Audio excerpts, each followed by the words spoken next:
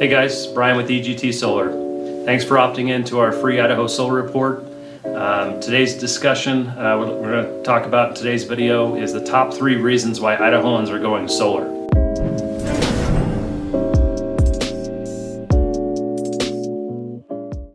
As you know, Idaho's market is just booming right now with installs happening probably in your neighborhood that you've seen. So I want to talk about the reasons we see why that's happening. So I'm going to break that down into 3 categories. First being savings. Now, savings happens in 2 different forms in the solar industry. As many of you probably researched and looked at, the cost of solar has come down tremendously over the last decade. Pair that with the cost of utility rates from Idaho Power going up at a very quick rate, and we now have that tipping point where solar in almost any household is going to make financial sense and be a very good investment for that household. Now, do you guys know that most people don't even realize this, but we've all made decisions in our lifetimes to go purchase our own homes, not lease our own homes. We've made decisions to purchase our own cars, not lease our cars. Some still do on the cars, but predominantly consumers in general want to own an asset that's going to appreciate at some point over time and have that as a viable part of their financial future. Solar is no different. When we buy power from a utility, we're not buying it, we are simply just renting it. And rent, we all know what happens with rent. Rent's going to go up. Every year, Idaho Power, between rates, not only their base rate of power, but also the fees associated on your power bill, have averaged between 8 and 11% increase each of the last 10 years. So when you look at this from solar on a 25-year standpoint, we're talking about levelizing or fixing your long-term cost of power. So when you go into retirement, you're not worried about a power bill that's maybe doubled in the last decade or 20 years, whatever that may be, because no one truly knows what that's going to do. But Idaho has the #1 population increase projections in the country over the next 10 years. You don't get population increase without power rate increase. It's just does not happen. Why is that? Most people coming from neighboring states moving into Idaho are not moving into the cities per se. They're moving into rural areas where Idaho Power does not have the electrical infrastructure to serve an influx of population. When that happens, they have to build that infrastructure. When they build, it's all pass-through cost to consumer or the ratepayer.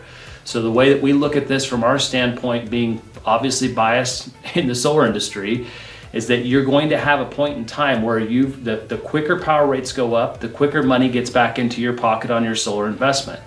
Fossil fuels are also going up. Because of the big conversion and the boom across the country to solar, fossil fuels are not going to get any cheaper. So it's going to continue to have this disparity between fossil fuels and utility rates versus the lower rates that solar can produce at on a fixed level. So that's the first reason we see Idahoans going solar. Reason primarily number 2 is the finance options. I challenge you guys to find one industry, cars, boats, houses, that has succeeded without financing. Most of us would not own our own homes if we didn't have the ability to go out and get a loan for that home. So we're very used to this as a consumer base in the United States. This didn't exist really up until about 10 years ago in the solar industry. There wasn't financing for people out there. Most of the people doing this were people that just had a lot of cash laying around. Well, that's not the majority of homeowners across the United States that have cash to just throw out here and throw out there.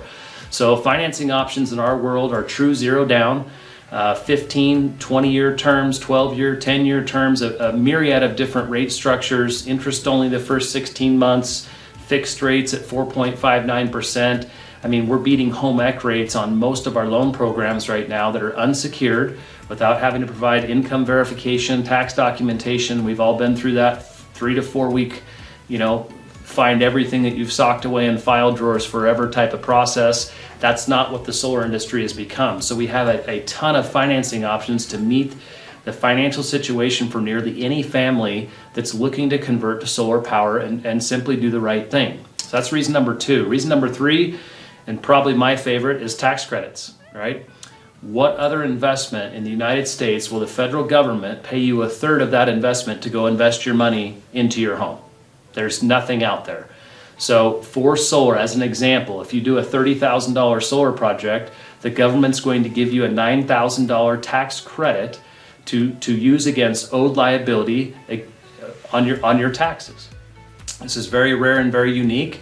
and then pair that with the state of Idaho, who does up to a $20,000 state income deduction, and that's not them giving you $20,000 additional for this investment. It's a deduction. So the true cash value is typically around $1,500 to $1,750 over a structured 4-year breakdown on your state of Idaho tax return to essentially recoup your sales tax back out of that project over the 4 years on your state of Idaho return.